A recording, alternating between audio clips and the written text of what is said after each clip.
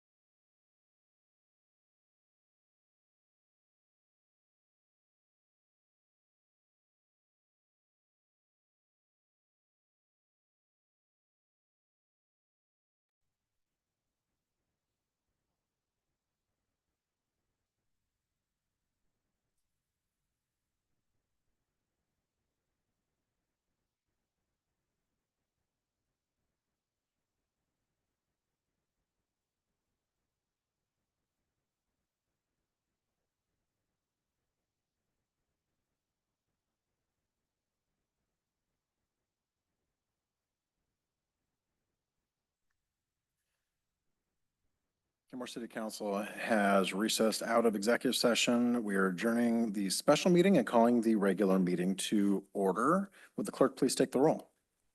Councilmember Marshall, Present. Councilmember Sassen, Present. Councilmember Shrubnik. Here. Councilmember Lutsis, Here. Deputy Mayor O'Kane. Here. Councilmember Culver is excused. Is that correct? Unless there's any objections, Councilmember Culver will be excused. Seeing none, Councilmember Culver is excused. And Mayor Herbig? Here. Next on the agenda is the land acknowledgement. We acknowledge that the city of Kenmore is situated upon the ancestral lands of the Snohomish, Snoqualmie, Soxhawtl, Duwamish, Stillaguamish, Tulalip, Suquamish, Muckleshoot, and other tribes who are part of the Coast Salish peoples. We recognize and express our deepest respect for their enduring stewardship and profound relationship with this land, which they have cherished and protected since time immemorial. We honor the First Peoples, acknowledge their vibrant cultures, and commit ourselves to learning from their wisdom in our journey to promote justice, equity, and mutual understanding. We pledge to stand alongside these communities in acknowledging past injustices and working towards a future that respects and celebrates the diverse heritage of this land. Now, if you'd all please stand and join me in the flag salute.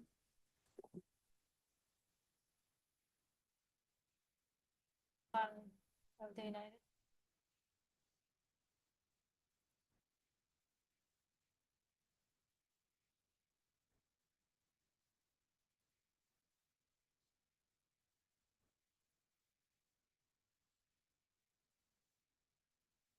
That brings us to agenda approval. Unless there are any objections, the agenda will stand approved as published. Hearing no objections, the agenda stands approved. That brings us to our first of two proclamations for the day. The first is for Sexual Assault Awareness Month, April 2025. Whereas sexual assault is a pervasive and deeply troubling, widespread issue affecting individuals of all ages, genders, and backgrounds. And whereas trauma inflicted by sexual violence extends far beyond immediate physical harm, often resulting in long-term emotional and psychological consequences for survivors and their loved ones. And whereas individual and community impacts of sexual violence are rooted in and compounded by racism, sexism, heterosexism, and other forms of oppression, Black, Indigenous, and other people of color, people living in poverty, LGBTQ plus people, elders, people with disabilities, and other people targeted by oppression are disproportionately affected by sexual violence in significant and complex ways. And whereas the goal of Sexual Assault Awareness Month is to raise public awareness about sexual violence and educate communities on how to prevent it, as well as an opportunity to honor the resiliency and healing of survivors. And whereas Sexual Assault Awareness Month, presents a reminder for all of us to come together as a community to confront this issue, challenge harmful attitudes and behaviors, and foster a culture of respect, consent, and equality. And whereas working together as a community, we can help alleviate the trauma of sexual violence by ensuring supportive resources are available to all survivors, while standing up to and actively disrupting harmful attitudes and behaviors that contribute to sexual violence. Now, therefore, I, Nigel Herbig, Mayor of the City of Kenmore, on behalf of the City Council, join advocates and communities through King County and Washington State in taking action to prevent sexual violence by standing with survivors and proclaiming April 2025 as Sexual Assault Awareness Month. Together, we commit to a safer future for every person in our community. And our second proclamation is for Child Abuse Prevention Month, April 2025. Whereas all children deserve to grow up in a safe and nurturing environment to ensure they reach their full potential and become confident, successful adults. And whereas our children are our most valuable resource and will shape the future of Kenmore and beyond. And whereas child abuse and neglect continues to be significant issues affecting families and communities where the consequences of child abuse extend far beyond childhood, often leading to long-term physical, emotional, and psychological harm that can persist into adulthood. And whereas it is everyone's collective responsibility to protect the well-being of our children, provide support for families in crisis, and empower communities to prevent and address child maltreatment. And whereas Child Abuse Prevention Month serves as a reminder of the importance of coming together as a community to raise awareness, promote prevention strategies, and support survivors of abuse and neglect. And whereas by fostering joint partnerships among families, educators, healthcare providers, law enforcement, and community organizations, we can create safer environments where children can thrive and reach their full potential. Now therefore, I, Nigel Herbig, Mayor of the City of Kenmore, on behalf of the City Council, do hereby proclaim April 2025 to be Child Abuse Prevention Month throughout the City of Kenmore and call upon all residents to join in efforts to build a brighter future for our children.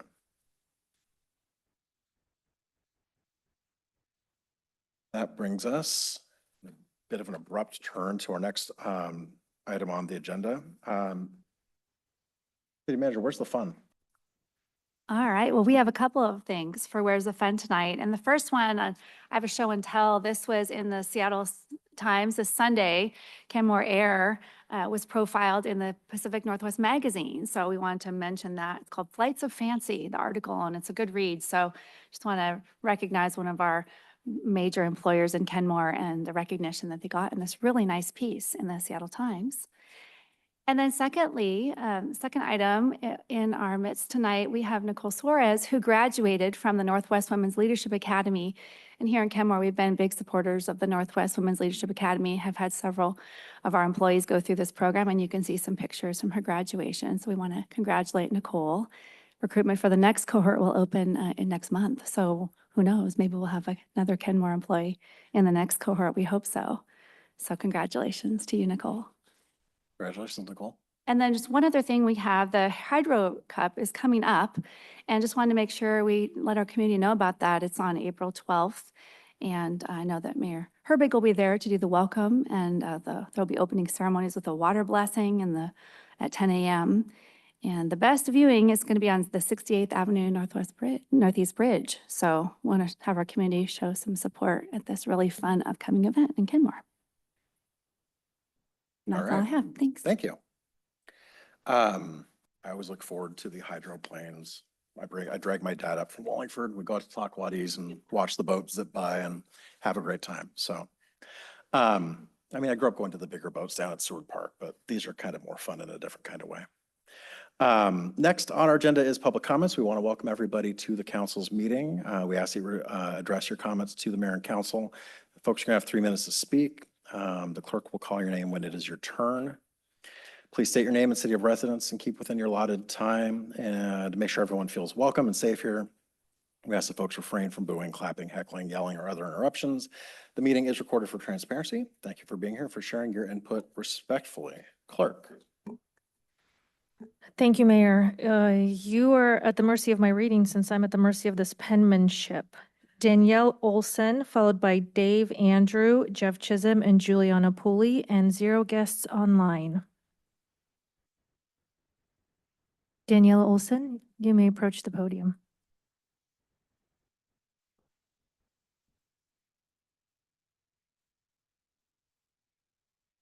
Hi, I'm Danielle Olson. I've lived here for 3 years.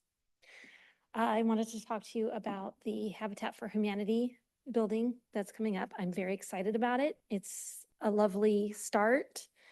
I do have one concern about it, and that is the pathway that is planned along a very blank facade on the side of this building. That's just not a safe thing.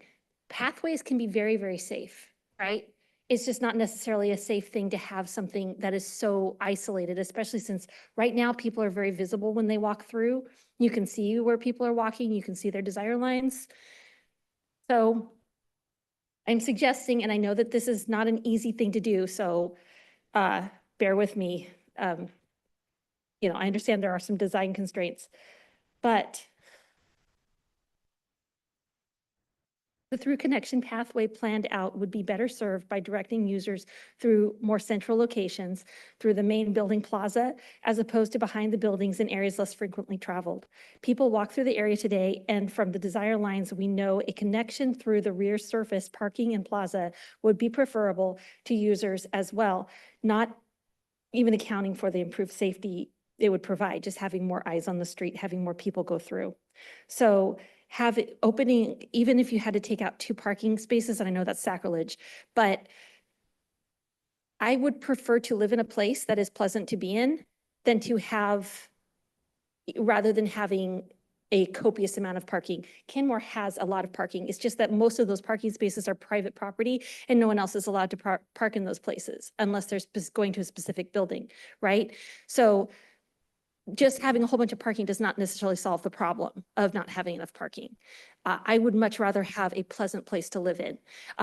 If you look at the difference between the Safeway and the pathway that goes between the Safeway and the pet food store, right? If any of you have ever walked through there, there's no windows, there's no doors, there's barely any people. You are visible, kind of, but there's also some spots where it might not be super safe, right?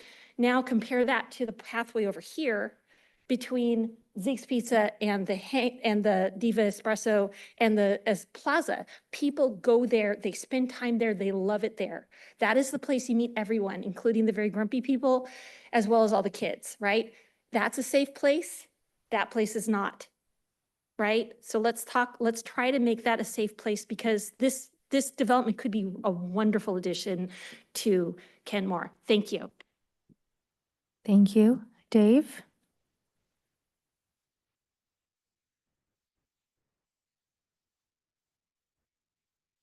Well, my name is David Anderson. I'm a lifelong Kenmore resident, Inglemoor High School, University of Washington, and I'm here representing Jan Shaw, the race director for the upcoming Hydroplane Cup.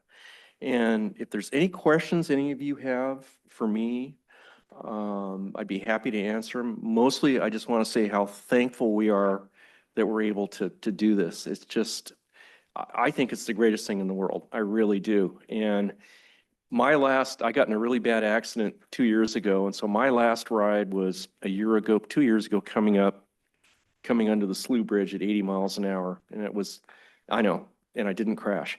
So that was the thrill of my lifetime. But we have everything organized. We have the sanctions in, the insurance is paid for, the ambulance is ready to go. Well, I shouldn't have said the, forget, we're not going to need the ambulance. Faux pas on my part. We're not going to need, we have to have it there. We have to have it there for sanction reasons. We've never had a problem. Great. But it's a lot of fun and we're just thrilled to be here. We've got a list of, Pub 192, Saddle Water Sports Piers. It's a really big deal for us. And we're just so thankful that you guys are great. And I'm not able to race anymore, but we've got 2 brand new kids, 10 years old, running.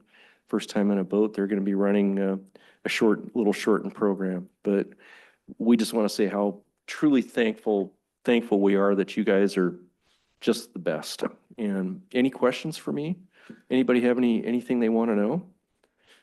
Sorry, this isn't a back and forth portion of the meeting, so. Oh, okay, fine, good enough. See, I was just brought in an hour ago because Jan lives in Spokane and she said, well, I'm not going to be able to make it in an hour. So I live a quarter mile from here, so here I am. But if anybody has anything they want to ask me, I'll be here for about another 20 minutes. And you guys are great. We're just thankful to be able to do this. Thank you.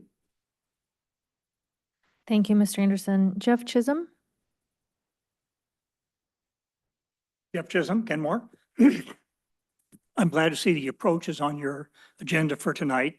Some of you may remember the last time we had a supportive housing issue come before the council, December of 2023 and January 24, you had several hundred people show up till 3 a.m. The fact that they're not here tonight, I want you to take that as an indication that you got it right this time. This is the kind of project the community supports, I support. I trust you will all do the right thing tonight and approve that plan. You're also going to take up the STEP committee staffing at this meeting. I would urge you to use your own standards for diversity and inclusion. I'm not talking about people's skin color or their gender. You should make sure that there is diversity of intellectual opinion, political opinion, philosophy, business experience, not just people that work for the government. It would be nice to have some people that have worked in the private sector.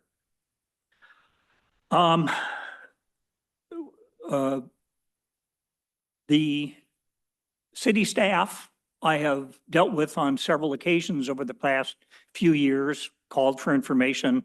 They have been uniformly, without exception, A+, fabulous. I deal with government agencies my entire career. I have never seen a government agency operate as well as your city staff. They should be congratulated. You should be congratulated. Finally, I'm sorry that we don't have a full house of council members tonight. I'm not going to name names. I do hope that our missing council member will take a look at the video. One thing you will notice on the videos is that one council member in particular, and sometimes more, will spend all their time on the telephone. When the public is speaking to them, they'll be on their telephone. When the other council members are speaking, they'll be on their telephone. I appreciate just what a sacrifice all of you make to give the time and the energy for the city and to sit through these very long sessions. You deserve our respect and you deserve each other's respect. And I do hope that the missing council member will take heed of that from here on in. Thank you. Thank you. Juliana Pooley?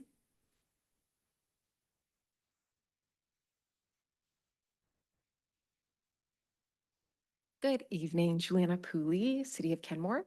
I'm here tonight to support the Approach Housing Project in downtown Kenmore. I'm a long-term Kenmore resident, and I'm also a board member of NUSA, and we're really excited about this housing project. I drove by the lot this afternoon with my children, and they were just so excited that there might be new kids attending Kenmore Elementary until one of them heard the timeline, and she was like, wait, I might be a fourth grader when this is built. So anything that we can do to support this and even speed that along, that's how our family feels. Specifically, we are excited that there's a mix of studios, 1-bedroom, 2-bedroom, and 3-bedroom units. I really love that this will help support families of all sizes. As we know, families and needs are experiencing all circumstances. We have multi-generational families. We have families that are single income earners, and we need housing options for all types. The 50 to 60% AMI income bracket is one that is important. It's one that hits close to home to me because as someone who works in the nonprofit sector, that's one that's like, oh, that's one that I hope to earn with the master's degree and 10 years of experience. So that's one that we can't overlook. The mix of rental and ownership opportunities is really important and exciting for equity and ownership. And again, I will always preach my love for downtown walkable transit line housing options. And it's one that, again, my little girls were so excited. They're like, the kids here are gonna love walking to the hangar and getting cake pops at Safeway. So I hope that this project moves forward. I don't need the city of Kenmore to be a landlord, but I do hope that we do everything we can to continue to facilitate affordable housing projects. And because this project is just one project and it is going to take several years, I hope that this is just one step, just one project, and that this is one of the good news housing projects that happens this year and that we continue to move forward with many. So thank you so much for your support. Thank you, Mayor Herberg. That completes our list. All right. Well, again, I want to thank everybody for coming down today. And we appreciate your input. Next on the agenda is our consent agenda. The chair would entertain a motion to approve the consent agenda. So moved. Second. We have a motion and a second. Is there any discussion? Seeing none, all those in favor, please say aye. Aye. Any noes? The consent agenda stands approved unanimously. That brings us to two presentations. Our first one, North Urban Human Services Alliance Awards, presented by NUSHA Senior Manager Sarah Arndt.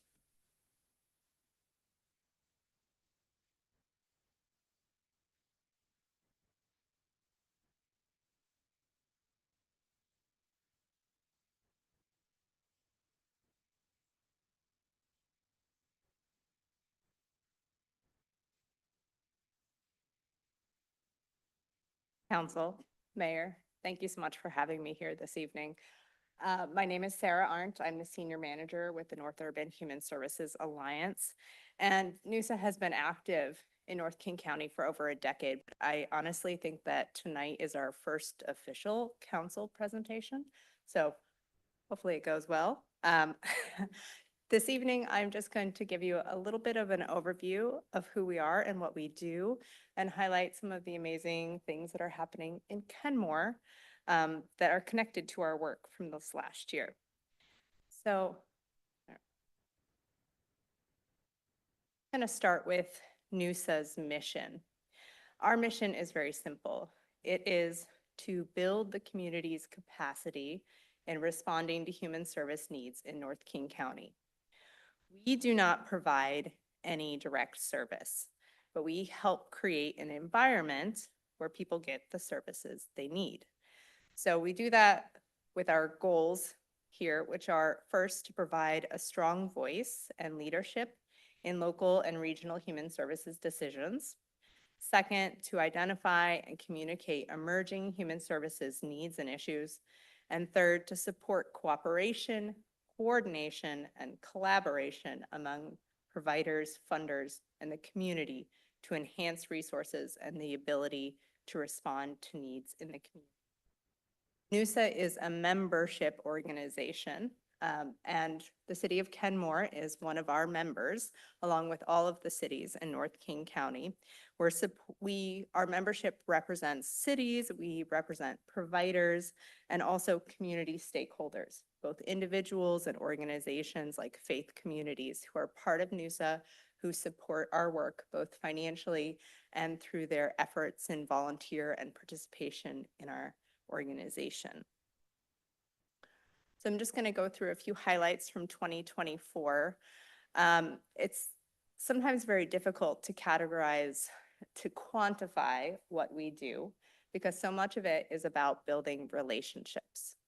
But last year, we partnered with over 23 different agencies to present our monthly community partner meetings. These are online meetings. They happen once a month. We bring in a couple of speakers to provide information on a particular topic: food insecurity, housing, Medicaid benefits. And we introduce new providers to the community. And most of all, we build partnerships. We introduce individuals and we speed up the transfer of knowledge about what is happening in North King County, what are the needs, and what are the resources out there. We spend a lot of time advocating. You just heard Ms. Pooley, who is the chair of our Housing and Homelessness Committee.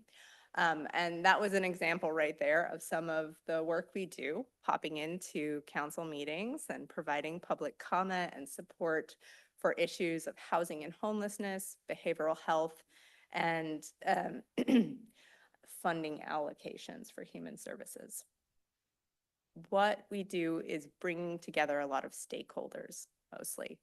And we have three main bodies of work that over 2024 and continuing into 2025, that is housing and homelessness, behavioral health, and then seniors and age-friendly communities. So these are kind of the three big areas that we have been focusing our efforts in the last couple of years.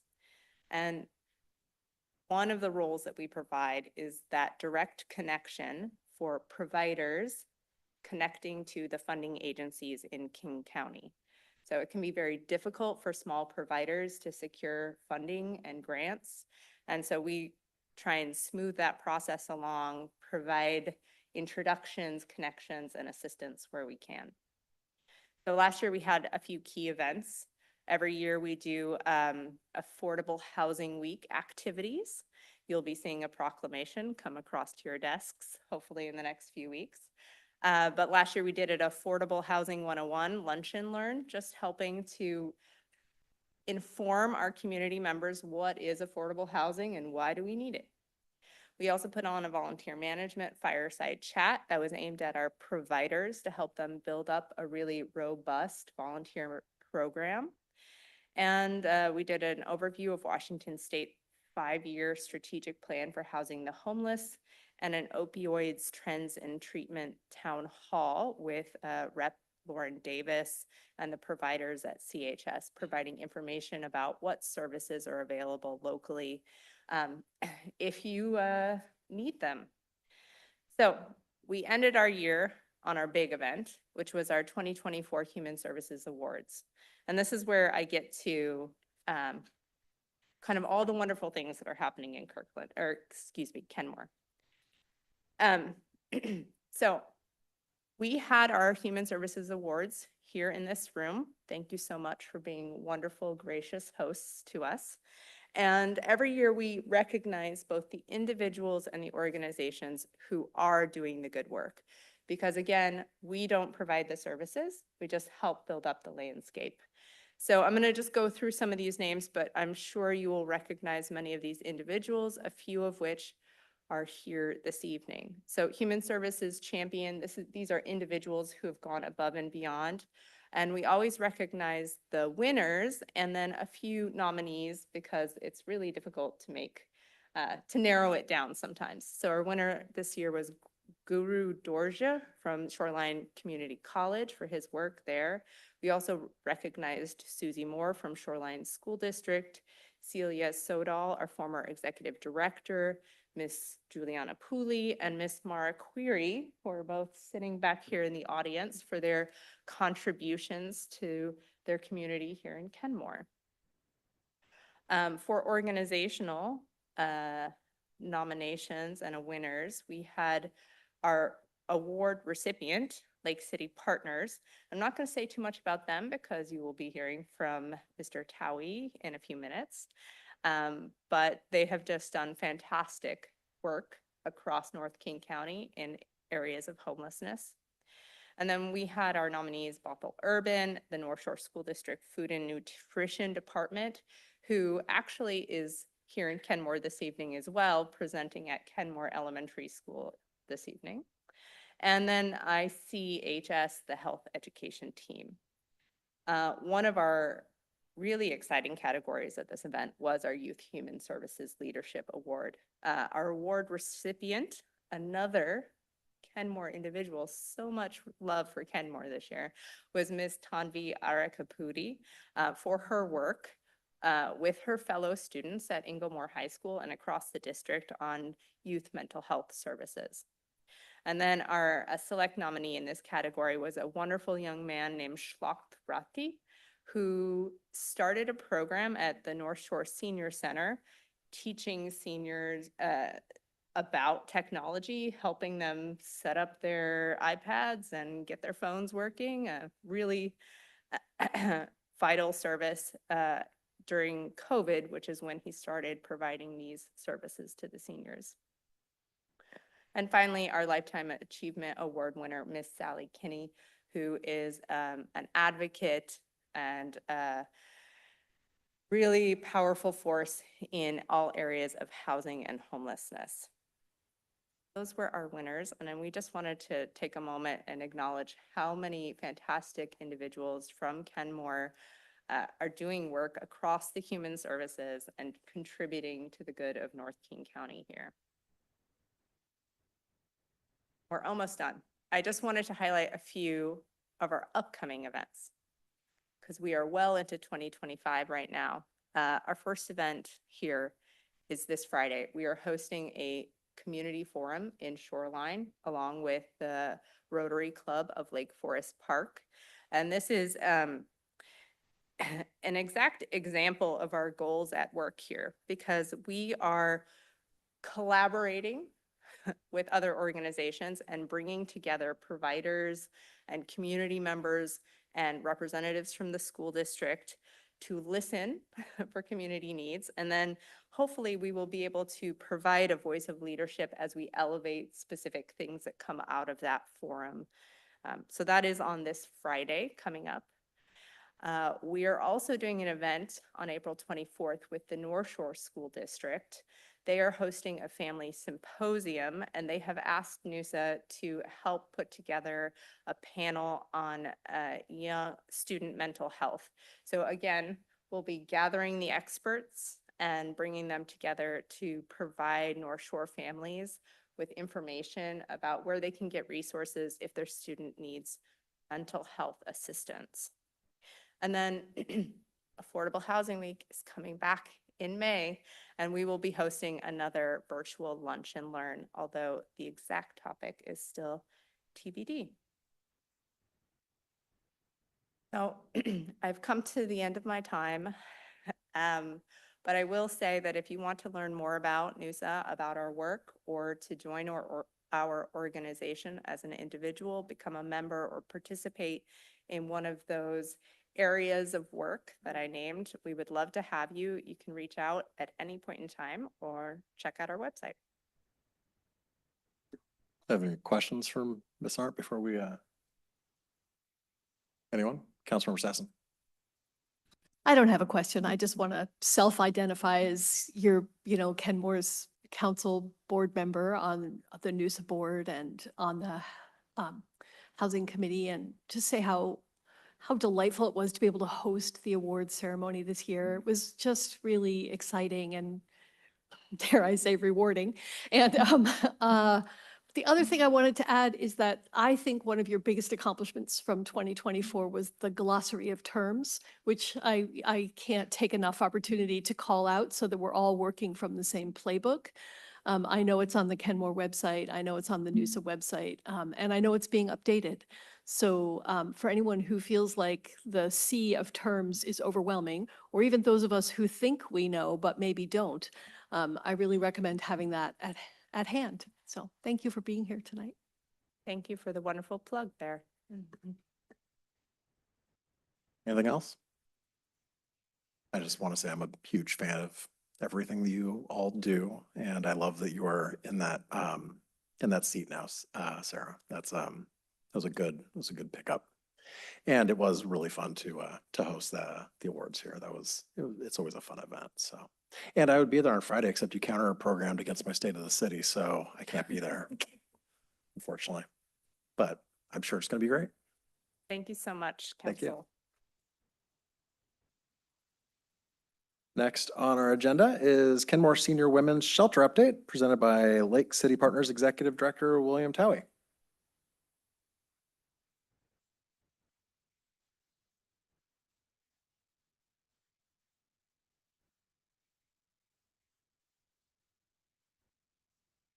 Mayor Herberg, Deputy Mayor, council members, staff. It's nice to be in front of you all again. I seem to be getting to know all of you more closely as the time goes by, which is both pleasant and rewarding and awarding. Given the space here particularly, I'm excited to be able to be here and share with you an update about the Kenmore Senior Women's Shelter, known as Heron Haven. You know, in our field, oftentimes buildings have their sort of contracted name and then they're what they're known as. And so Aurora Oaks or Godzilla Lake or in this case, Heron Haven.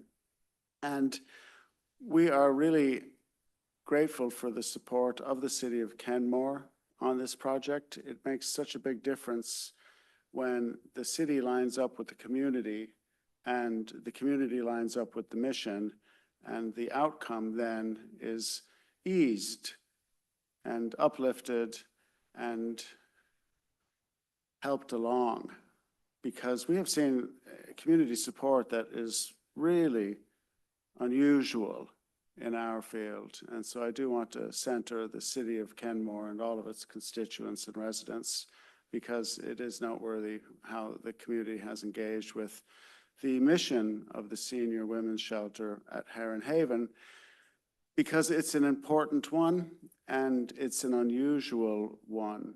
It's what I would say technically a very narrow band application. We know that seniors are the fastest growing subset of unsheltered people we're seeing. And as is often the case, and as should be when thinking of people who are unsheltered, there are a lot of different overlaying factors that play into that. And oftentimes we in the industry will talk about, high acuity versus low acuity relative to the nature of those overlying factors. And one of the most challenging considerations for us in looking at this space is that there's a whole bunch of seniors who are going to become unsheltered with one single key driver: economics. They simply don't have enough money coming in to be able to rent anywhere. And as such, we're excited that this program leans into that space, in the particular, serving ladies who are older with fixed incomes of anywhere from $400 to $1,600 a month. And we're grateful to be operating on target with the program. It's a little bit different for us. Connecting with that population uses a different pathway than the ones we're usually engaged with. And so we're excited that as we end the first quarter, we're on track to be at 50% of census, which is about 15 ladies.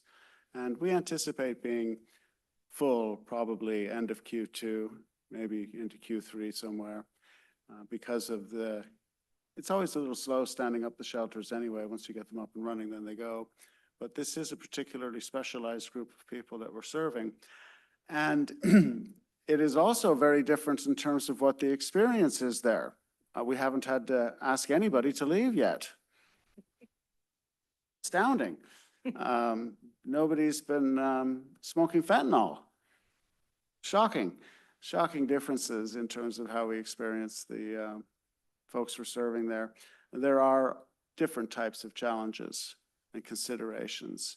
We've experienced something we didn't anticipate particularly is the higher end of folks with aging or health considerations who may not be able to manage their daily living activities, or who may have symptoms of dementia and other things that make congregate shelter life not a good service match. As you know, I could continue probably for 30 minutes, but I shan't.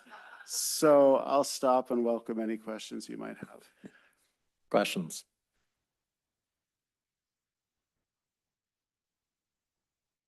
Sorry, we don't take questions from the audience. I apologize.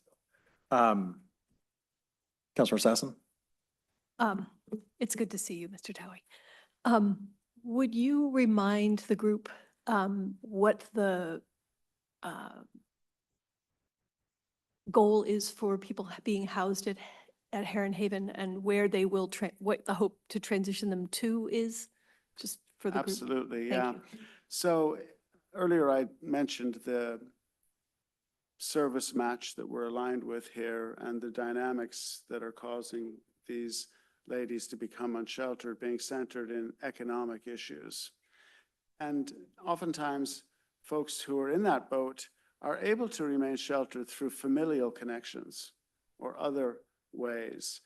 These ladies don't have those options.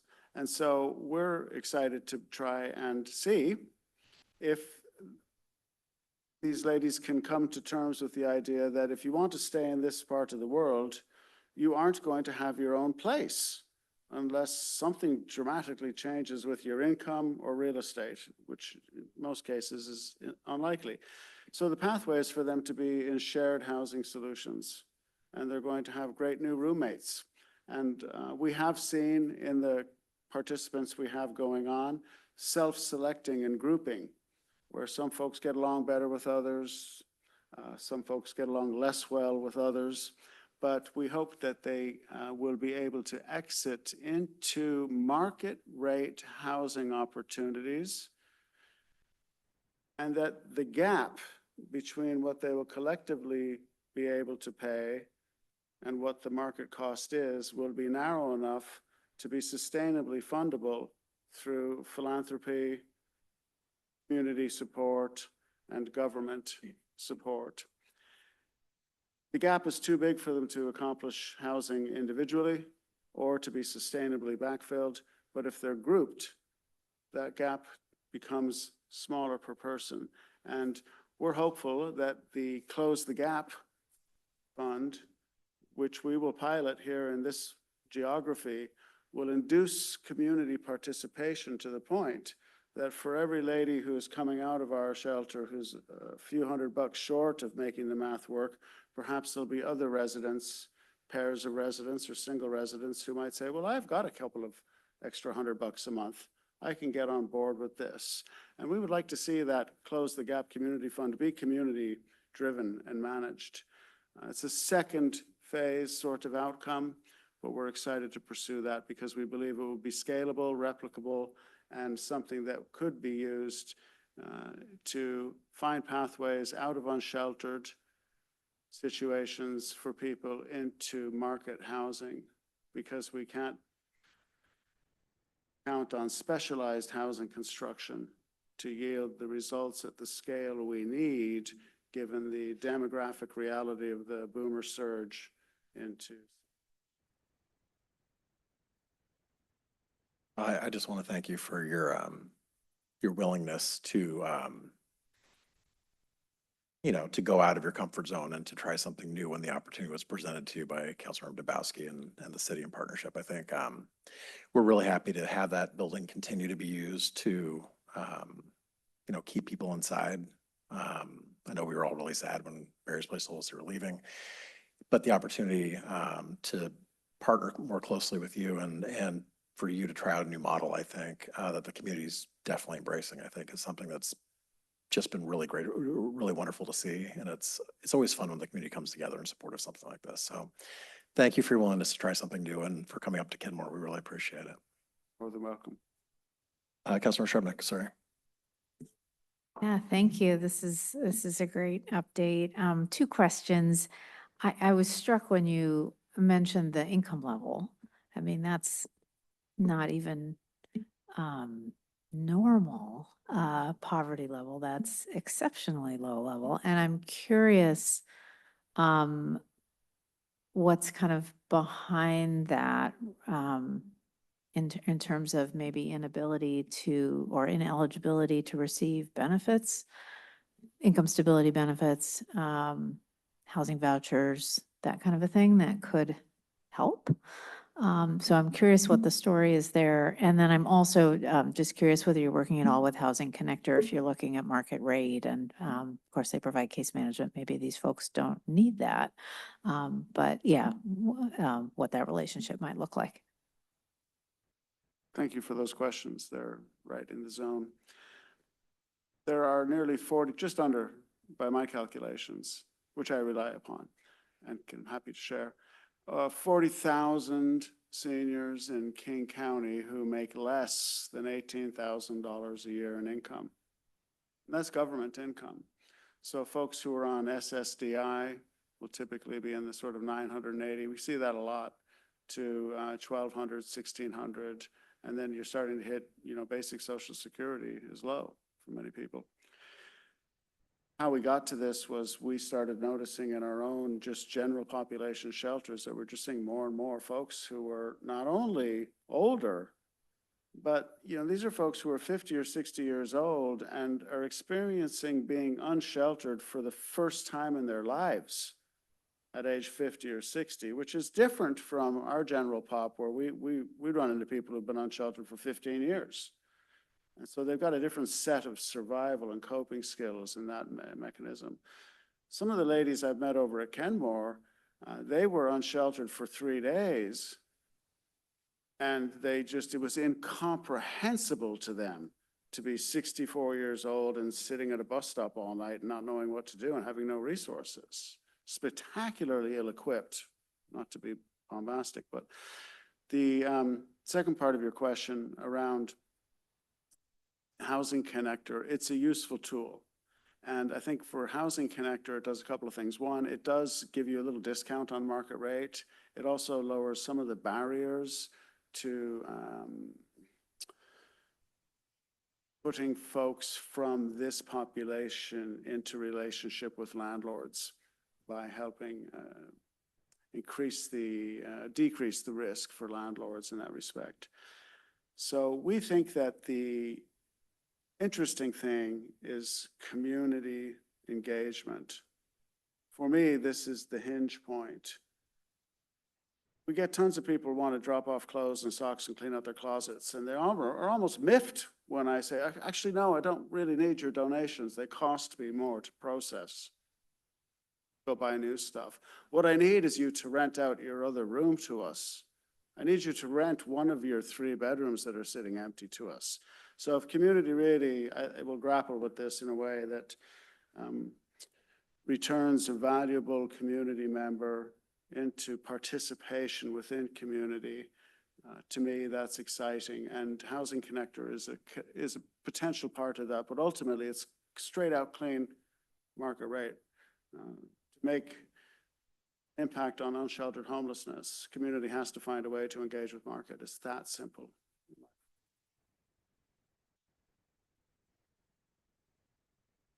Any further questions or comments? All right. Well, thank you so much. Thank you Appreciate your all. time tonight. Good to see you.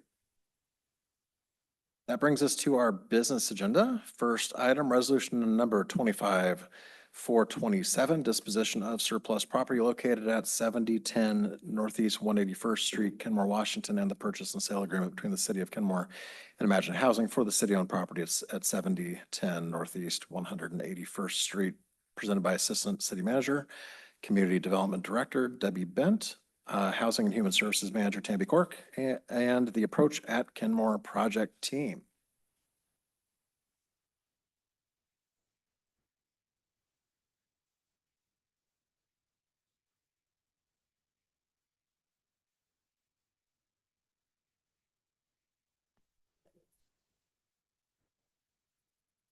Good evening, Council. This is an exciting potential milestone for a decision for the city this evening. So joining Tamby and I at the table this evening is Yi Xiao, who's the president of Imagine Housing, along with Troy Draws, who's the vice president of real estate for Imagine Housing. So as you know, the city purchased the Holt property, which is just a couple of doors down here from City Hall, in 2022. And in 2023, we issued a request for proposal. And in December, you selected the Imagine Housing proposal. And since then, we've been working very closely with Imagine to refine their proposal. Last September, we came forward with a letter of intent, which you improved.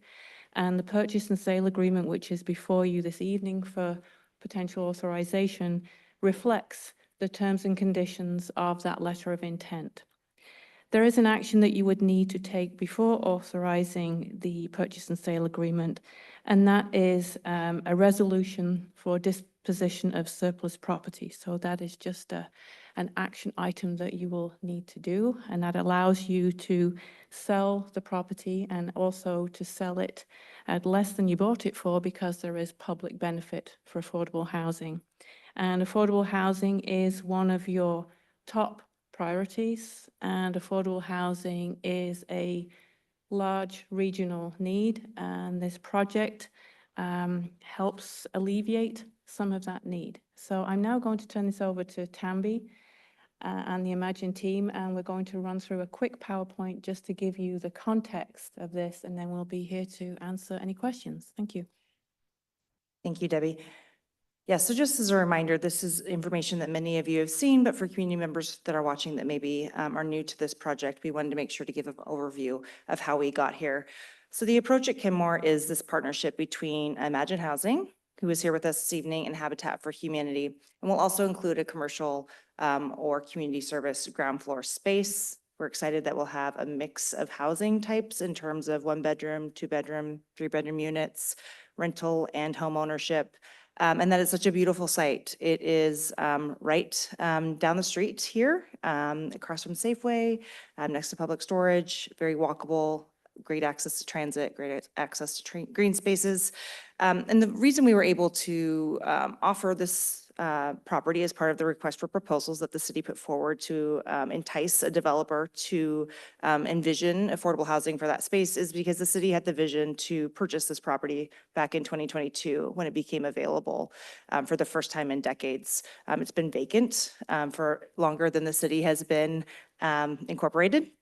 And so when it became available in 2022, it was purchased for $3.2 million using the city's general fund and strategic opportunities fund.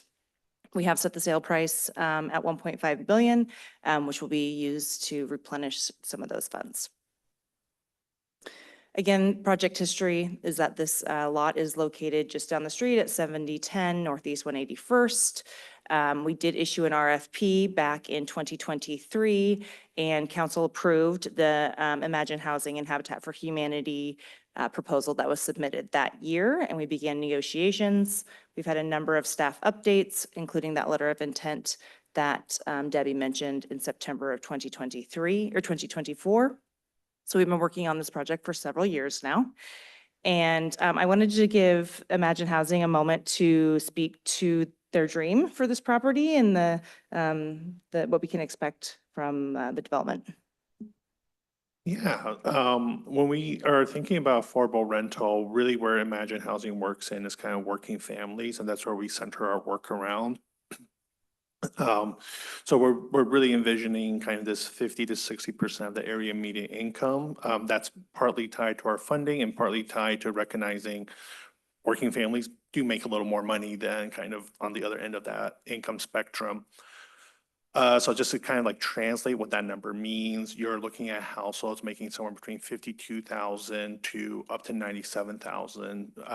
The area median income is based upon family size. So as there's more people within the family, that income kind of scales. One of the things that I always try to put this into reference, because those numbers do seem high, until recognizing kind of what the wage growth in our region looks like.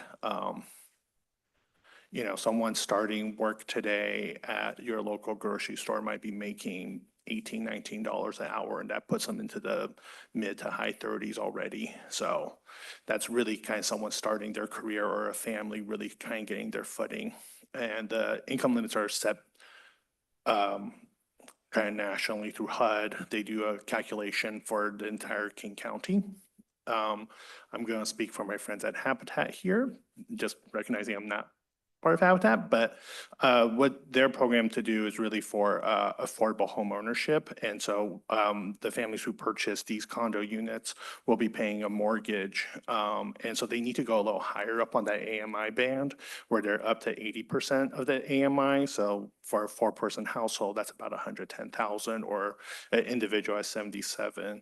One of the things why we really want to incorporate affordable home ownership into this development is traditionally in the past, what you have seen of what is the biggest barrier for people into home ownership is the down payment, where people's median incomes could afford a mortgage, but they might not have the down payment.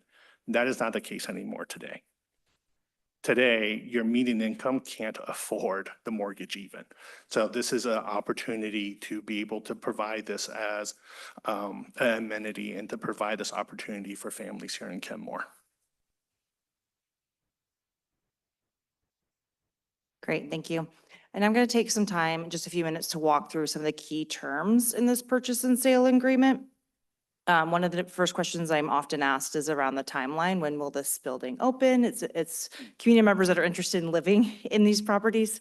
And we are a bit of a ways off, but the timeline that will be required to be met by the terms of this purchase and sale agreement have to do with the permits and the financing. So we are all on the same page about not wanting this lot to remain empty. We want to build as quickly as financing can be secured and permits can be attained, which does take some time. But there is some expectations around the submission of permit application materials in 2027 and the closing on construction financing in 2028, along with securing all of the necessary permits that same year. We also, again, as we've spoken to, we set the purchase price at 1.5 million. There is a feasibility contingency, as there is with all real estate transactions, whereby there can be some additional due diligence and then closing again 90 days after that. So there is still a period of time before this real estate transaction will close. There are some remedies in the event of default by either the seller or the buyer. Again, very standard real estate transaction language.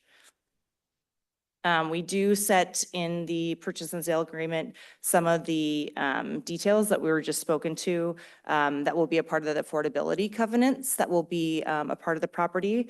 So there's an expectation around the number of rental units and a small variance allowed as construction, permitting, and design continues. We did want to allow some amount of flexibility as continue to flesh out the plans for the building, but there is a minimum number of rental units and a minimum number of ownership units that will be required as a part of this purchase and sale agreement.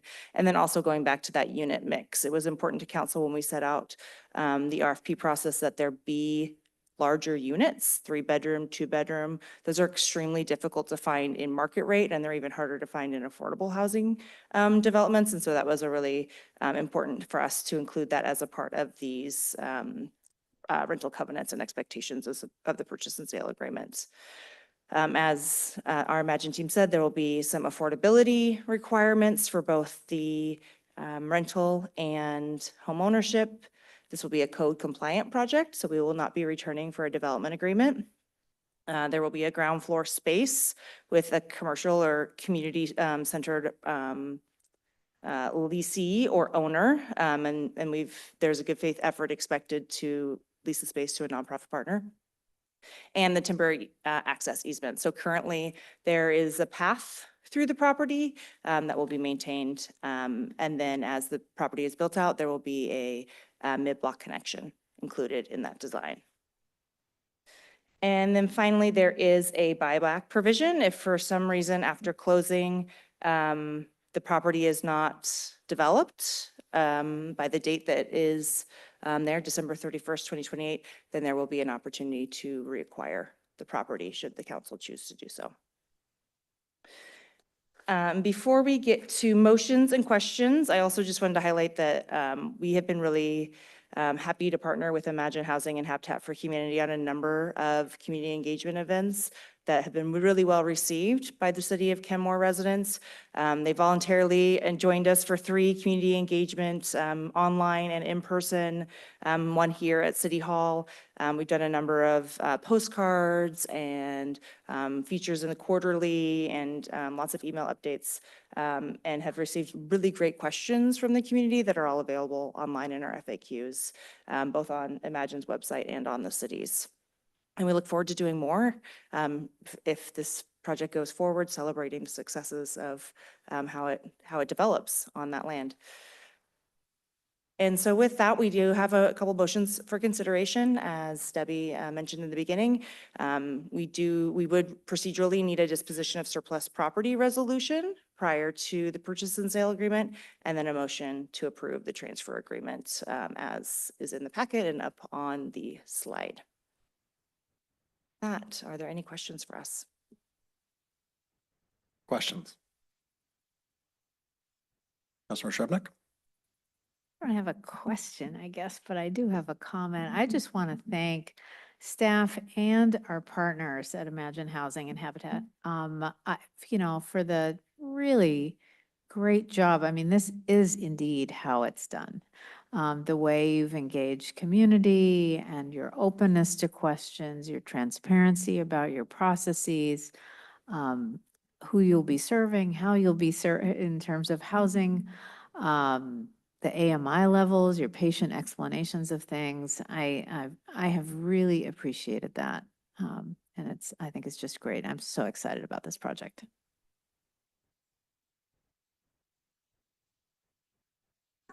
All right, I'm not seeing any other hands, so I'm going off what's on the agenda, Bill, here. The chair to entertain a motion to approve the disposition of surplus property resolution number 25-427, declaring city-owned real property referred to as tax parcel number 011410-0590 located at 7010 Northeast 181st Street, Kenmore, Washington 98028, to be surplus to the city's needs. So moved.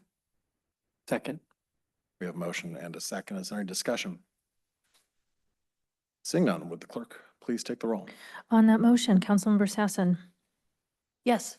Councilmember Marshall, Yes. Councilmember Shrubnik, Yes. Councilmember Lutsis, Yes. Deputy Mayor O'Kane, Yes. Mayor Herbig. Yes, the motion passes unanimously with 6 votes. The chair would entertain another motion to approve the transfer agreement of the property to Imagine Housing Group in substantially the form of attachment 3 and authorize the city manager to sign the agreement. So moved. I'm going to give the motion to Councilmember Shrubnik, the second to Deputy Mayor. Any discussion? Seeing none, would the clerk please take the roll? On that motion, Councilmember Marshall, Yes. Councilmember Shrubnik, Yes. Councilmember Sassen, Yes. Councilmember Lutsis, Yes. Deputy Mayor O'Kane, Yes. Mayor Herbig. Yes, the motion passes unanimously with 6 votes. Thank you so much. Appreciate your time.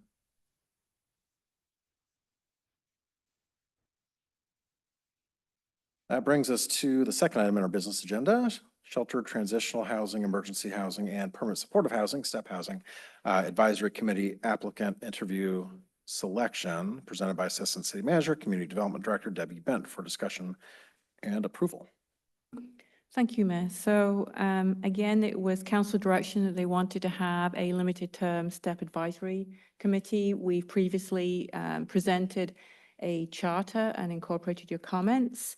We opened this up for to the community to submit letters of interest, and we received 8 letters of interest. So tonight, we're asking for council direction in terms of selecting some, all of the applicants for interview, and we've tentatively scheduled that for March 31st.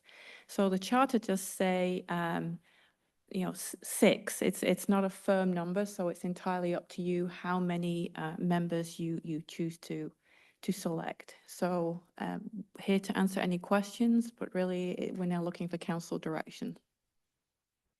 Questions? Okay, not seeing any questions. Does anybody have a motion, or does anybody have a suggestion on how we would narrow down the folks we want to interview? Deputy Mayor?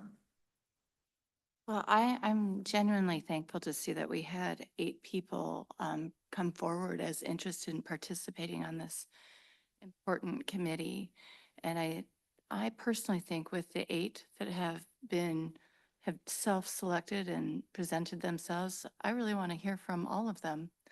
And I personally, whether we have interviews or not, I think that we should welcome all back at least. But I think one of the reasons that this committee came forward came out of a need to hear from our community related to this type of housing. So I would present that I'm happy with the committee, the people that have come forward, and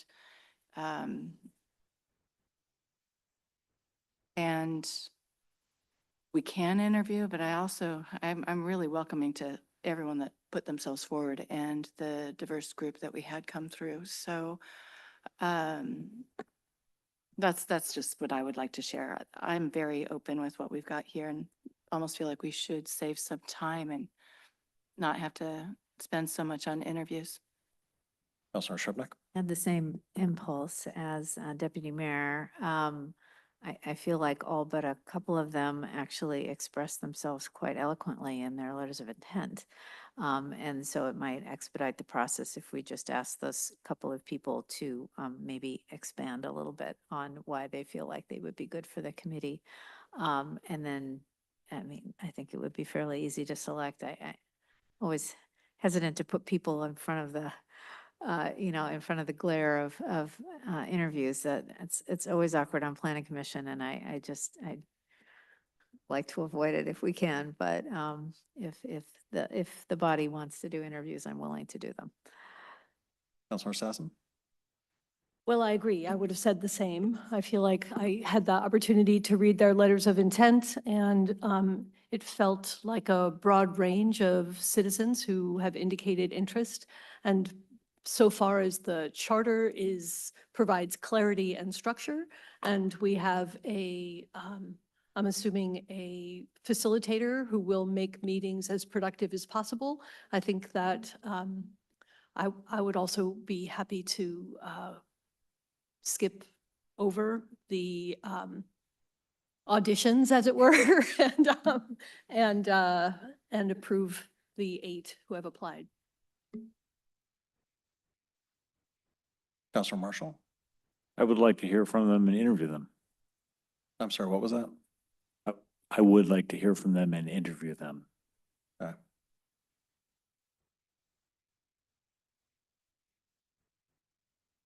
I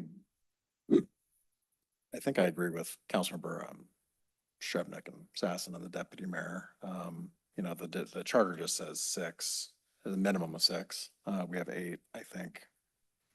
Going through the exercise to cut 2 from that group would be unpleasant, I think, for Councilmember Shrevenick. That's not exactly what I was saying. Well, So I well, just I- want to be Yes. I was just saying if there was a way to skip the interviews, I'm actually fine with selecting 6 out of the 8, just because I feel like 8 might be unwieldy, but I mean, I'm open to 8 if that's the will Okay. of the group. Deputy mayor? Um, Sorry, you yeah, turned on your mic. I did, and then I thought I probably don't need, I don't need to comment because I made my comment that I'm very comfortable with 8 and the people that self-selected that thought this was as important as it is to come forward and participate. As at the root of this, we had community members that didn't feel included when looking at housing. And said that they wanted to participate and help with it, providing a solution. So with strong facilitation and committee roles, hopefully this group can work very well together. And, whatever the outcome is. So, but I understand wanting to maybe hear a little bit more, but I'm familiar, I'm comfortable with what came forward and think this work is very important. So and also airing that maybe someone might miss here or there one of the meetings. I know it's a commitment to attend all meetings, but things do come up. So I like having 8. I'm very comfortable with that. Councilor Lutzis? I would support Councilmember Shrevenick's position. I think, there may have been a couple of candidates in which there wasn't, I would seek a little more clarity in terms of what they're offering or seek to provide on the committee. But outside of that, I would support the sentiments of Councilmember Shrevenick.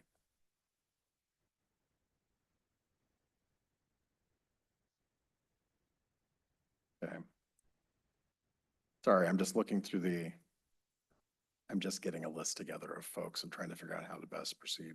We could either see if there is an appetite on the council, amongst the majority of the council at least, to appoint the folks who have all 8 as the deputy mayor has proposed. And if that fails, we could then go through individual votes, or Councilor Shrevenick and or Councilor Lutzis could highlight which ones they were hoping for more information from. But I'm open to other suggestions, but that's what I would suggest, is that we see if, Deputy Mayor? My position is all 8 or interviews. That's, I think, with the request for more information, I think being in person would be the way to actually vet. There's something about that in-person exchange that I think is important. I have a sense that we could end up with 8 on the committee with that still. That's why I would prefer just to appoint all those that have applied and give them a chance to work together. Because this is about community at the root of it. It's about community engagement. So that's why if there were a different pool, a larger pool, a much bigger pool, I'd have a different position. But 8 to 6, I'm comfortable with 8. Could I maybe request a motion to keep things moving, and then we'll see where that goes possibly?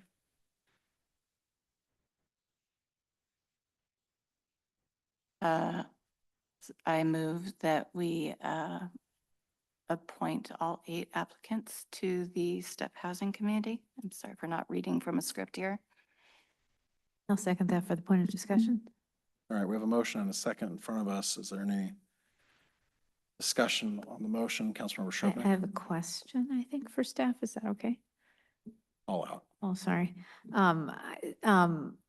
Next week, the 31st, I know I should know this already, but is that being held specifically for this purpose in case we wanted interviews and there's no other agenda items. So That's we just correct. need to decide by next week, right, to keep on task. Right, Okay. I'm sure that there is a timeline for advertising this as a special meeting because it's not a regular meeting. I'm looking over at the Right, right, clerk's right. But there, I mean, so- to make our decisions and to stay on task for your Right, purpose. we were just need to- hoping to get a decision on the members, and then we Right. would then work through the logistics with them of trying to find a date and getting the city Right. email set up Yeah, and so yeah. forth. So in theory, if we wanted more written information, we could ask between now and next Monday to get that if we wanted to have a brief meeting on Monday just to, vet either all 8 or slightly less than that. Right, so I guess in that case, then it would be, is there something specific that you want to ask the candidates? All 8, or is it just which ones do you want me to ask specific And I mean, I would have to information make for? another motion, but all I had intended in that statement was there's a couple people, I think, Ms. File, Ms. Williams, I think were the 2 that I had written down that expressed their interest, but it didn't everybody else had kind of given a little bit of background and a little bit of the why they might be interested or what they might bring to it. So it was just more, if they could express a little bit more of that. But again, if the will of the body is, all 8, I'm certainly okay with that. So. Any further discussion on the motion? Okay, not seeing any. Would the clerk take the roll? Yes. Clerk, could you read the motion? Please? Yes, the motion is to appoint the 8 individuals who applied or submitted letters of interest for service on the Shelter Transitional Housing, Emergency Housing, and Permanent Supportive Housing STEP Housing Advisory Board. On that motion to appoint directly, Councilmember Sassen, Yes. Councilmember Marshall, No. Councilmember Shrubnik,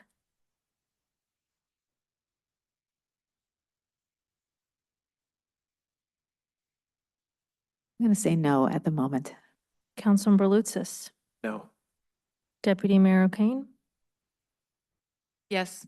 Mayor Herbig. Yes, and the motion fails 3-3 split. Okay. Well, we tried that.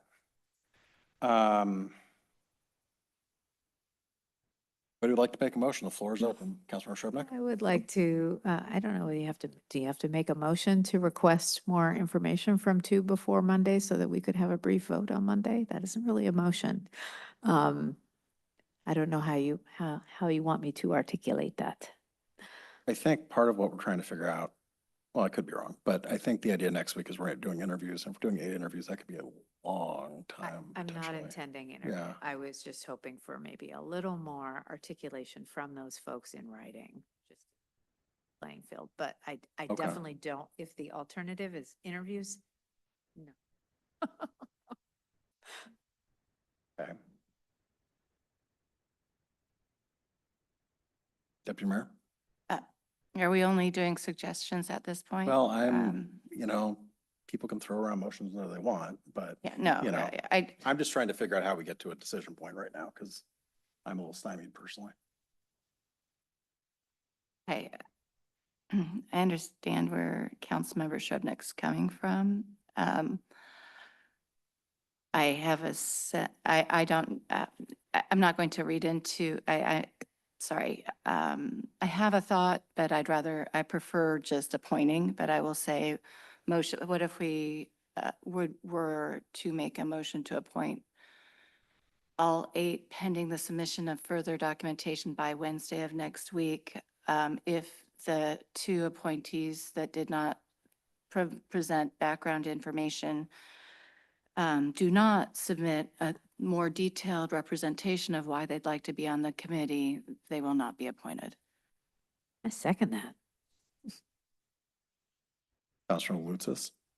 My only concern is that if we're picking out a couple of folks, maybe there's some others who would feel that they'd want to re-represent themselves or add some information, and then it's not as fair to everyone else except the two if we're not being clear about what our expectations are before and we're retroactively now applying it for a couple of individuals. And I just want to say, I wasn't really meaning to make, I was posing a Yeah. question about emotion. I wasn't fully Councilor emotional. Sassen? Perhaps it would be more fair across the board if we submitted the interview questions for people to respond in writing, so that they are all answering the same questions rather than presenting themselves. So do we have any? Deputy Mayor? I just want to draw attention to the whole purpose of this committee, which is community engagement on one of the key issues of our time, which is housing. I absolutely think we should accept all 8 people who came forward to bring their voices to the table. It is exactly why we have done this. I genuinely think that each person that cares that much to put their names in the hat deserves a seat at the table.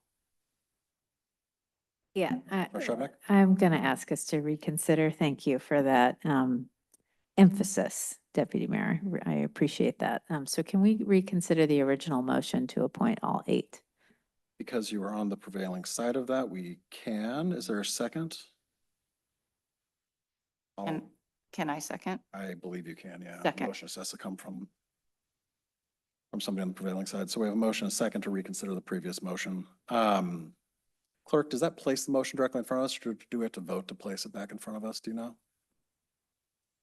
I think you can vote. All right. Pulling out the cheat sheets.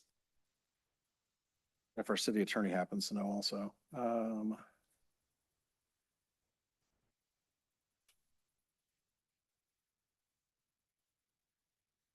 Reconsider, does it need a second? Debatable, it depends. Yeah, that's not helpful. But it does sound like we actually need to vote on the motion to reconsider. Yeah, vote majority. Okay, so we do need to vote on the question to reconsider. Is there any discussion on Councilmember Shrevenick's request to reconsider? Councilor Marshall? Due respect to all, I just still would like to interview the folks. Thanks. Any other discussion on the reconsideration motion? Seeing none, would the clerk please take the roll? Thank you. On the motion to reconsider appointing all 8 applicants to the board, Councilmember Sassen, Yes. Councilmember Marshall, No. Councilmember Shrevenick, Yes. Councilmember Lutsis, No. Deputy Mayor O'Kane, Yes. Mayor Herbig. Yes, the motion to reconsider passes, is adopted. That brings us back to the motion then. Is there any further discussion on the motion to appoint all 8 applicants to the committee? Councilor Sassen?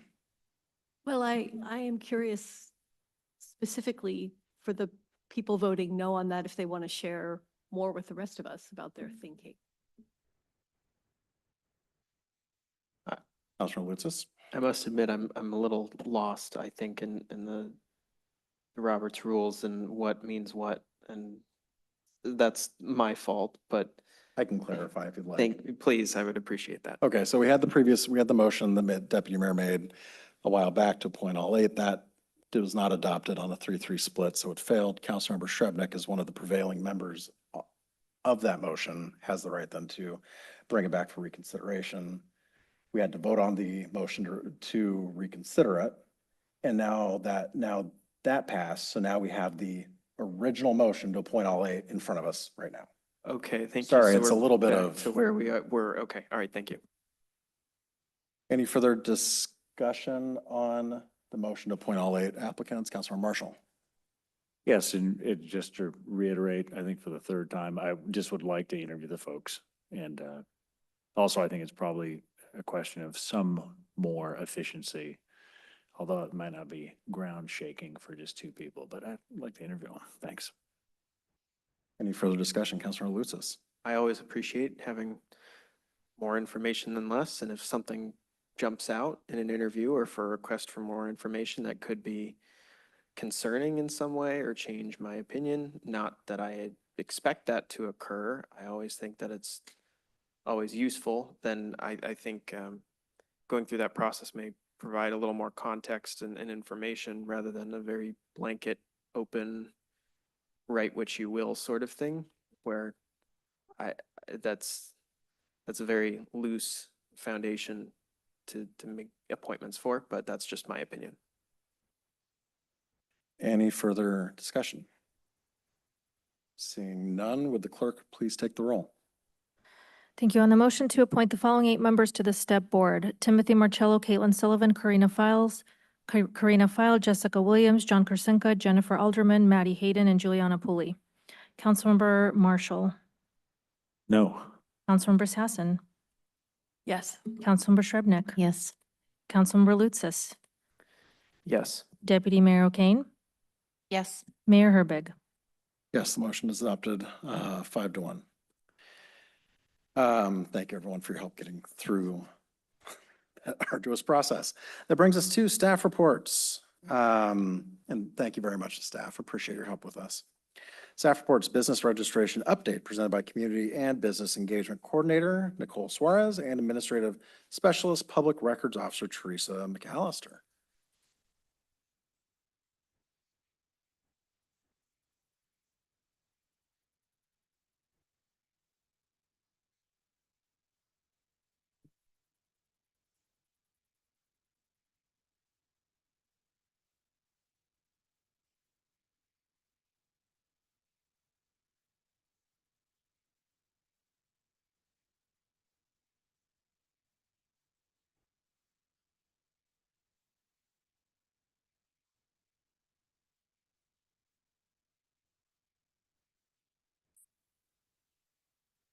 Good evening. Thanks for your time. I'm Nicole Suarez, Business and Community Engagement Specialist in the City Manager's Department with the city. Good evening. I'm Teresa McAllister. I'm the Administrative Specialist in the City Manager's Office and support Stephanie Lukash. Okay, tonight we are here to give you an update on our business registration program. So first, we wanted to share a few goals about this program and how we support, understand, get to know our businesses that we have in Kenmore. So one, the main goal of this is to better understand who our businesses are in our Kenmore business community. Secondly, to connect with, listen to, and support our local businesses. And third, to collaborate with our Kenmore Business Alliance, which is a committee of the Bothell Kenmore Chamber, on a plan for using the city's business registration revenue each year. For goal 1, the city partners with the Department of Revenue's Business Licensing Service for administration of the business licensing application process. As part of that partnership, the city has learned how many businesses are located in Kenmore, how many non-resident Kenmore businesses are coming into the city to earn a business income. And we can further identify that the majority of Kenmore businesses are home-based at over 65%, 30% are brick and mortar, and 3% are nonprofits. As of today, there are a total of over 2,500 businesses registered in Kenmore. That's almost double this last year. And the majority of those businesses are Kenmore businesses. The biggest difference you see is the jump in non-resident business licenses from 245 last year to 1,200 today. And we'll talk more about the reason for that difference in an upcoming slide. Okay, so goal 2 is to connect with, listen to, and support our local businesses. So we do that in 3-fold ways. So one way is that we have a monthly business newsletter that go out to over 7,000 businesses. And with that, we share information about upcoming programming with the city, upcoming grant opportunities, what efforts business-related have been done with the city, as well as findkenmore.org information and upcoming events. We also have business resources on our website, and those pages have recently been updated, both on our Doing Business in Kenmore webpage and our business resources page. So both for internal and external resources, for instance, how to book a space if you're a business and need to book a space at City Hall or at the hangar. So with the goal of helping our businesses conduct their business in a more efficient way. And before I move on, thirdly is also, we can have monthly meetings with our Kenmore Business Alliance, which I shared earlier is a committee of the Bothell Kenmore Chamber. So in partnership with the Bothell Kenmore Chamber, we meet monthly at City Hall. It's the first Thursday of each month. And with that, this year, and so with that, it's a great opportunity for networking and connectivity with our businesses in person. And it's really fun to see these businesses on a regular basis and to see this program committee really grow as well each month. New this year is a Kenmore Business Alliance Executive Committee. So that sums up 5 key business leaders in Kenmore who come together also on a monthly basis, who can basically be leaders and take on and spearhead initiatives, programs that we want our business community to get behind, basically. And then the mission with that is that these key people that we can meet with regularly can then bring it to the greater KBA meetings monthly. So a few initiatives that they're looking into is potentially activation for the upcoming FIFA World Cup in 2026. We've already gotten some great feedback from them on what would be good projects for our Port of Seattle upcoming grant that we're going to be applying for. And some other things, just kind of some arts and culture activation for economic development. So it's really amazing to have a committee to just really dialogue and then move forward to kind of move the needle on some other business and economic development efforts in the city. And then goal 3. So this is a goal to utilize the business revenue that comes in from our Kenmore business registration dollars from the Department of Revenue each year. And so this program started in 2023. And so basically it's an annual vote, and it's a really fun strategic meeting in January of each year where we come up with, a list of 3 to 5 projects that then the group of business leaders in Kenmore can vote on. So this third picture here is we just go real old school, no technology on these. So big whiteboard Post-it notes, super fun and engaging. So basically cast your vote with Post-it notes. So in 2023, that was the big vote for the new business directory of findkenmore.org. And how amazing is that site? And such a transformation from what it was before on our website, and it's just kind of under our business information under that, and not super user friendly and not the best way to showcase our businesses. So we contracted with those revenue dollars. We contracted with a super local webmaster who built out this beautiful site for us. And so we've been working with him to grow it and to have the best case use of that site. And so this has been a huge leveling up each year of this program. So in 2024, the KBA voted to have a kiosk of the hangar, and at the kiosk, it features the Find Kenmore site. So it's there on the north wall. Right now, it's just kind of at the findkenmore.org, and people can play around and access businesses and everything. And that's growing to having be a little more user-friendly landing page. So that's coming, and some more parameters on that kiosk as well. But we're super excited with that project. And then that third tier of leveling up is the 2025 vote was to kind of have 2 different efforts. One is to support the second annual Oktoberfest event that's happening this September. And I'll share a little more about that in the future, but it's a big chunk of money to offset their operating costs. And so the KBA will be a collective sponsor. It's a sponsorship providing of those dollars, if you will. And then again, to bolster Find Kenmore even more, some big marketing efforts going into that site and more regionally as well.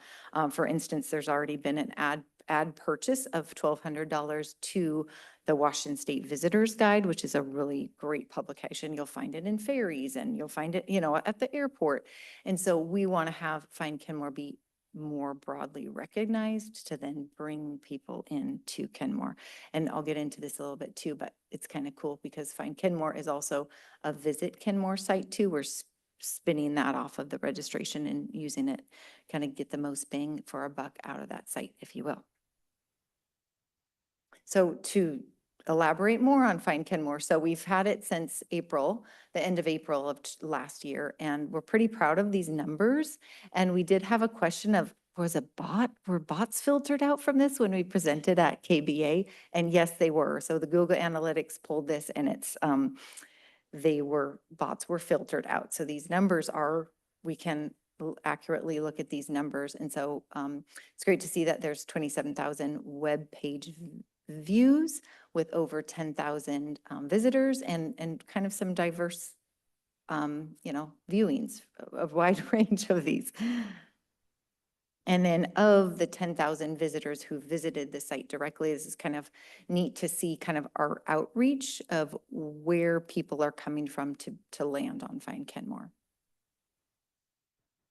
And we're really excited and proud of this page. Basically, kind of the big takeaway of this is that when people were driven to go to Find Kenmore because of Oktoberfest, so we had an Oktoberfest page on Find Kenmore as basically the landing page of all the information for Oktoberfest.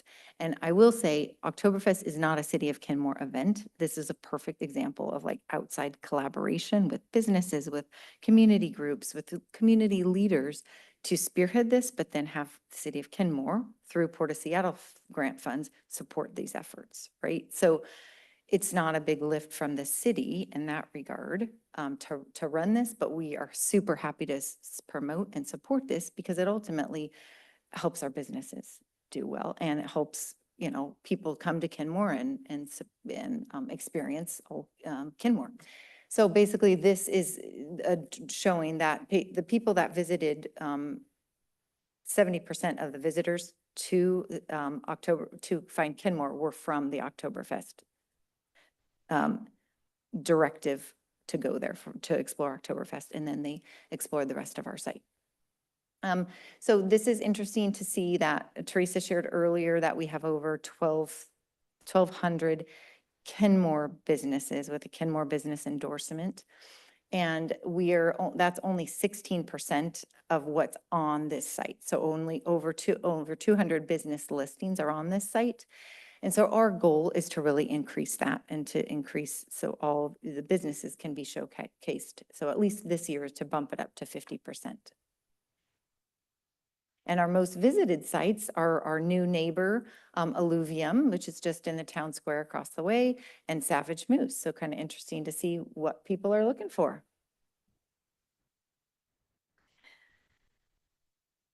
Okay, as Nicole mentioned earlier, one of the program's goals is to collaborate with the Kenmore businesses on how to utilize the business registration revenue and how to best support our business community with those dollars. In this graph, you can see that following conception of the program, there was a spike in revenue as word got out that business licensing is a requirement. And then, of course, there was the pandemic dip in 2020. And another spike occurred in 2024. These are when changes to the business registration program were implemented. Some of those changes were born out of our partnership with the Kenmore Business Alliance.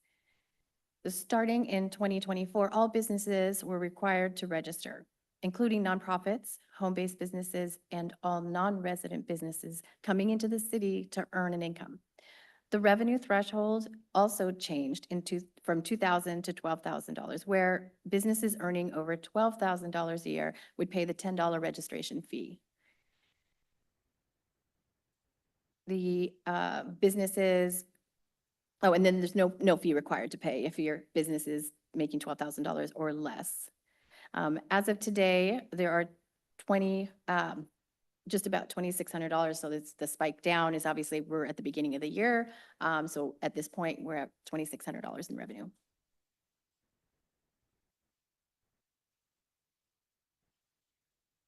Now we're just taking a quick look at how many businesses are earning income over $12,000. When a business registers their business in Kenmore with the Department of Revenue's application, the application asks businesses to enter their gross business income. This is strictly used for the purpose of determining the fee, whether they pay $10 or $0.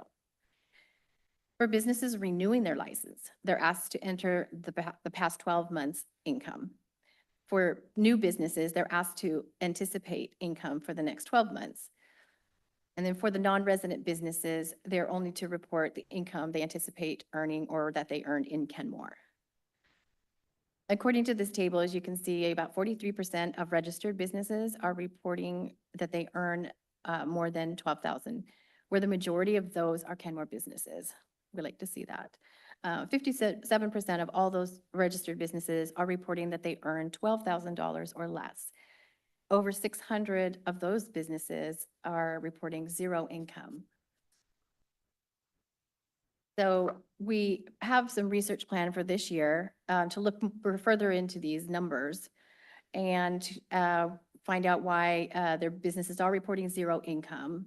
We'd like to see them reporting some sort of income, and why other businesses are not actually registering for a Kenmore City endorsement as of yet.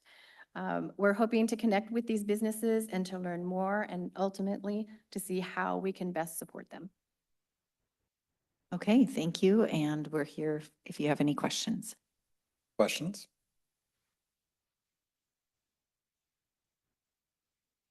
Not seeing any, but I want to thank you for the work that you've been doing. You've obviously been getting deeper into the community and the businesses in our community and helping connect them. And I've been to some of the more recent KBA meetings, and they've been really insightful and fun. It's fun to watch people connect with each other and build that network. So I think it's important work you're doing. So thank you. Good, thank you. Thank you. And that brings us to Interim City Manager Stephanie Lukash staff report. Well, I did have a couple things I wanted to say tonight. It's my first day on the job as interim city manager, and I just wanted to tell you that it's the honor of my career to be in this place as interim city manager, and I just want to thank the council for your faith and trust in me. And I look forward to serving you in this city over the next months. And I had just a couple of things. I just feel deeply how much I love this city. Kenmore is an extraordinary city with amazing parks, waterfront access, and special and unique businesses and amenities. We heard about some of those just now. Our greatest asset, though, is our people. And my vision for the city is to put our people at the center of our work and to dedicate ourselves to service to our community and to each other. I lead with authenticity, believing that a well-run city is built on mutual trust, transparency, and active collaboration. We build trust by following through on our commitments and by staying in dialogue so we can learn and improve together. I believe that when we commit to doing our best work, stay open to feedback, and try new things, we will grow together and take Kenmore to the next level. And I just want to say that my goals are to continue the positive momentum that we've built and provide steady leadership to the organization during this transition time. And I want to do my best possible job communicating with all of you, supporting all of you, and also supporting the employees. And I'll be looking for ways we can innovate along the way. And I did want to recognize Rob Carlinzi. He messaged me just now, and he's in Moses Lake, and just grateful for him and his trust and his support and belief in me that led me to this place, and just grateful for that. It's the beginning of a new chapter in the Kenmore story, and I'm just grateful to be a part of it.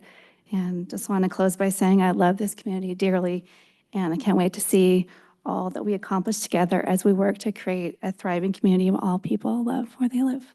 Thank you. Thank you. Councilmember reports and comments. Councilmember Marshall. Congratulations to new committee members. It's going to be great. I'm sure you're going to strive to balance all of Kenmore's values and the unique combination that is Kenmore. It's also great, I think, that we passed the Imagine Housing, or at least the beginning for that, for the purchase and sale agreement. I think I used to play baseball up there at a field.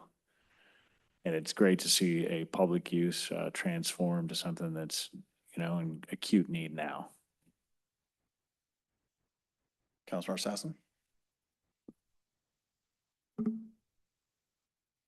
I feel, I just want to say how grateful I am that the community has stepped forward both for the STEP committee work, but also both in writing and in person to support the Imagine Housing project. I really, it was a very positive experience.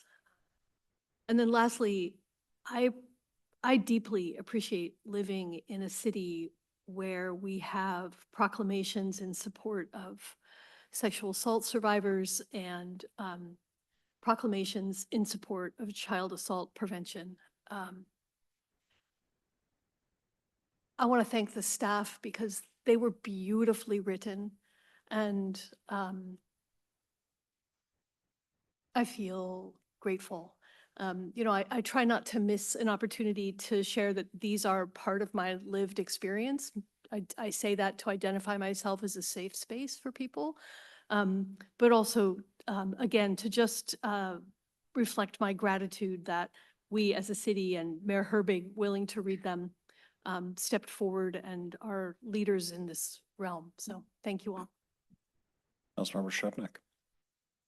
Yeah, a couple of updates in PRSA, the North Shore Park and Recreation Service area. We had a recent joint meeting with the North Shore Senior Center in part to try to strengthen our administrative relationship between the two boards, where there has been some public comments about some concerns. So I just want to elevate that NPRSA is listening to those concerns and is dedicated to ensuring the successful future of the senior center and its buildings, and flagging that we do have a levy vote that will be taken this fall on those capital facilities. On Regional Policy Committee, they'll be considering,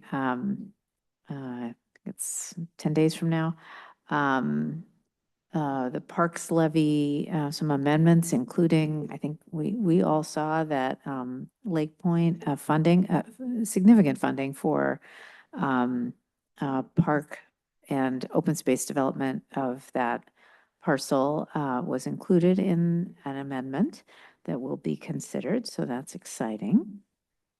And a couple of things that I wanted to request and see if there's any traction on. One is, if you recall, we revisited our tree ordinance. At the time, we were discussing a somewhat time-sensitive issue with a permit. And so we made some decisions. It was a little bit pressured, and I'm not requesting for the tree ordinance to be put on our calendar soon, but I would like it to be back on the longer docket list of items, because I do feel like there, I was in a coffee with council with Councilmember Culver, who I know isn't here tonight, but we and the folks in that coffee were all expressing an interest in a more deliberate approach to that. It has felt a little piecemeal, so wanted to see if there was traction on that. So that's one. And then the second was we had a lovely public comment, I think a couple weeks ago, from Jane Lewis, and who has been a leader in her neighborhood in developing emergency preparedness at the hyper-local level, the cul-de-sac and neighborhood level.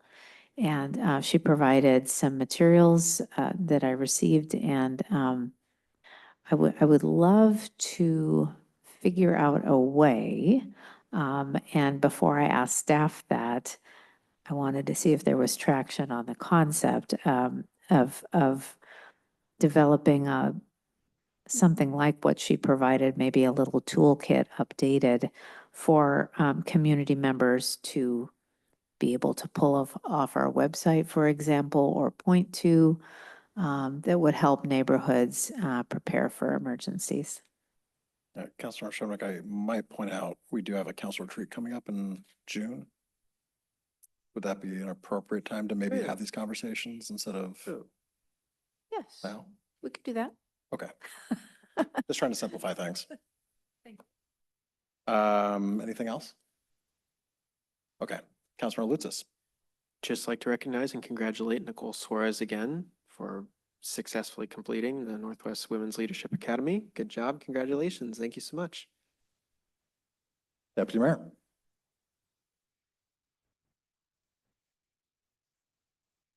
I want to thank Councilmember Shrubnik for bringing those two items forward, and I look forward to discussing them at the retreat.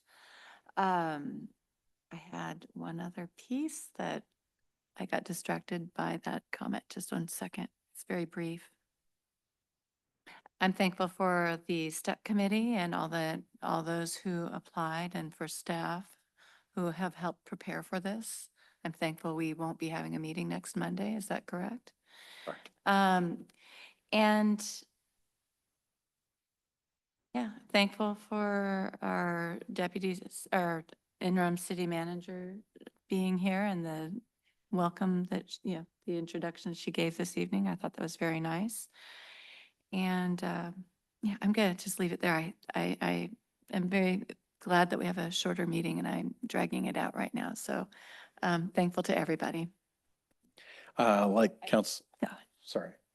I really did want to call out staff in a little bit bigger way. The acknowledgement provided by our community member, Jeff Chisholm, was incredibly well-deserved. And I want to say that each of us on the council recognize your professionalism and all that you bring to the table. You're how we get this stuff done in this city. And we couldn't be more grateful than for this team that we have here. So I really was proud to hear a community member speak the way they did today. I knew there was something bigger and more important to say, and that was it. So thank you. As Councilmember Shrubnik said, there was a significant amount of money in the striking amendment that Councilmember Dombrowski is putting forward on the parks levy for Lake Point. It's $15 million. I am planning on going to the committee. They have a Budget and Finance Committee meeting on Wednesday morning to discuss, and I'm not sure, I need to double check if they're voting that day or not, but I know things are on a pretty accelerated time. Everything's fairly crunched. We'll have to try to get it through council and RPC. But I'll be going down on Wednesday to testify in support of the striking amendment and talk about how wonderful Lake Point could be for the entire region. Anyway, with nothing more to come before us, Kenmore City Council is adjourned.